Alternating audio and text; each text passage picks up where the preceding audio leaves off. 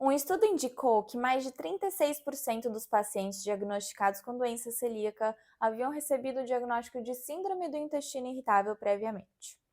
E outra revisão demonstrou que a cada um paciente diagnosticado com doença celíaca, a gente tinha outros 7 pacientes com a doença, mas que não tinham recebido o diagnóstico. Então a gente precisa falar sobre essa condição autoimune que é subdiagnosticada e que vai muito além de uma intolerância ao glúten. Meu nome é Milena Hernandes, eu sou nutricionista e eu tô aqui para a gente conversar um pouquinho sobre a doença celíaca. O diagnóstico da doença celíaca ele pode ser feito através de sorologias, análises clínicas e histologia.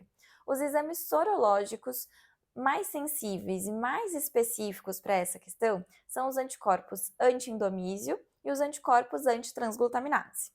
O diagnóstico de doença celíaca ele deve ser cogitado em todo paciente que apresentar questões gastrointestinais, como diarreia crônica, distensão abdominal, flatulência, eructação, anemia ferropriva, então uma anemia bem insistente, crônica, que não se resolve com suplementação e com tratamento.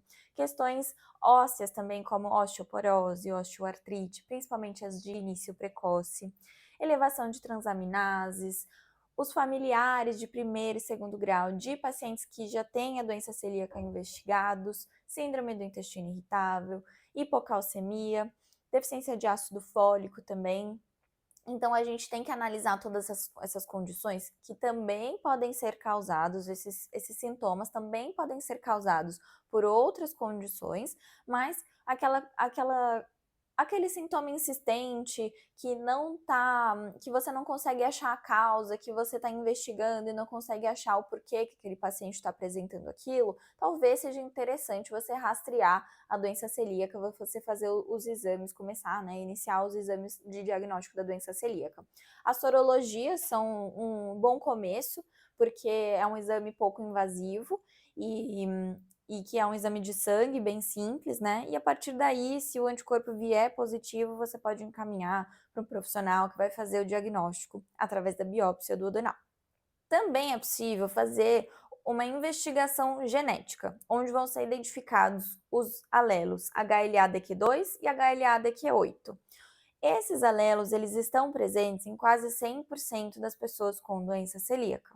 Então, a principal utilidade do teste genético é o valor preditivo negativo, ou seja, eliminar a possibilidade da doença celíaca. Então, quem não tem o gene presente tem quase muito próximo de 100% de chance de não ter doença celíaca. Quem tem o gene, quem tem esses alelos ali presentes, eles podem sim ter doença celíaca, mas eles também podem ter sensibilidade ao glúten não celíaca. Então, esse teste genético ele não serve de diagnóstico para a doença celíaca. É preciso fazer os outros exames. Então, após você fazer a sorologia e ela dar positivo, você desconfiar da doença celíaca, você vai encaminhar para um médico que vai realizar uma biópsia duodenal.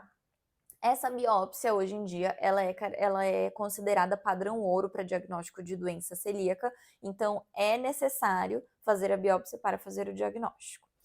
Na biópsia, a pessoa que avaliar, né, a pessoa que fizer o laudo dessa biópsia, ela vai avaliar o exame através dos critérios de Marsh, que classificam o nível de lesão e o aumento dos linfócitos intraepiteliais. Então, eu vou colocar os critérios de Marsh aqui do lado para vocês entenderem que na doença celíaca a gente tem o achatamento das vilosidades, a gente tem a atrofia dessas vilosidades. Então, aquele intestino, né, que tem todas as células parecendo uma escovinha, eles vão ter o intestino plano, ele vai achatar. Então, é por isso também que existe essa má absorção de nutrientes, porque não tem espaço suficiente, né? Não tem área de absorção suficiente para haver a absorção desses nutrientes, além de todo o contexto inflamatório, porque para pessoas com doença celíaca, a presença do glúten ali vai desencadear uma resposta imunológica, e isso pode causar uma inflamação também. É muito importante ressaltar que não deve se estabelecer uma dieta sem glúten para pacientes que não fizeram rastreamento da doença celíaca, porque isso pode tornar os resultados falsamente negativos ou temporariamente negativos, e isso pode confundir o diagnóstico. Se você quiser saber um pouco mais sobre o que eu acabei de falar, a gente tem um vídeo sobre isso, sobre explicando por que não se deve fazer a dieta sem glúten em qualquer paciente. Então clica aqui no cardzinho que vai aparecer no vídeo para você assistir a esse vídeo também. Diagnóstico feito, é hora do tratamento.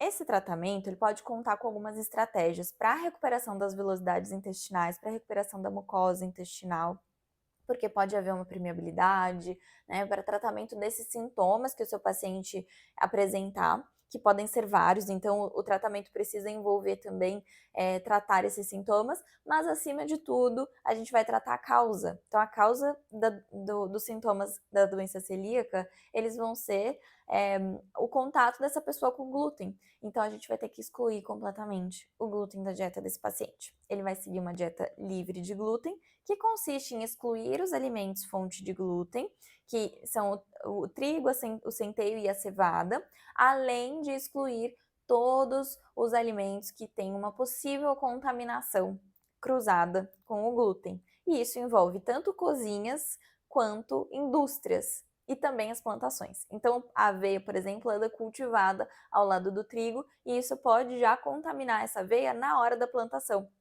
Por isso que uma aveia sem glúten, ela requer cuidados assim, além da indústria, além do processamento. Grãos que foram processados nas mesmas máquinas que os grãos com glúten foram, também podem ter uma contaminação cruzada.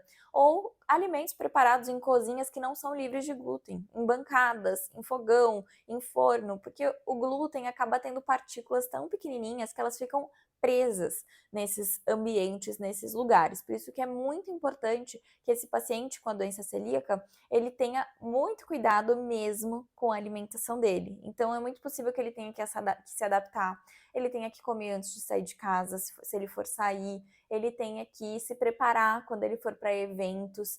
Então, é muito importante que o nutricionista também dê esse suporte e ofereça os substitutos, as opções que ele pode levar para lugares e que ele pode comer em momentos onde ele vai estar num ambiente que só tem alimentos com glúten ou contaminados com o glúten. Além disso, um último ponto é a gente precisa informar e orientar as pessoas que convivem com esses pacientes. Então, quem mora na mesma casa, esse ambiente familiar, esses amigos também precisam entender a gravidade dessa doença, que não é simplesmente uma intolerância, não é como a intolerância à lactose, que essa pessoa come um lácteo, passa mal, fica ruim durante alguns dias e depois passa.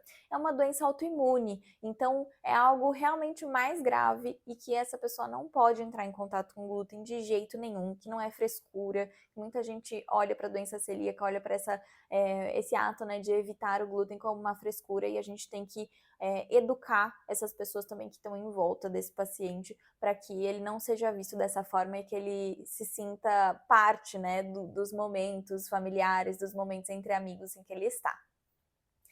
Eu espero que você tenha aprendido um pouco mais sobre a doença celíaca através desse vídeo.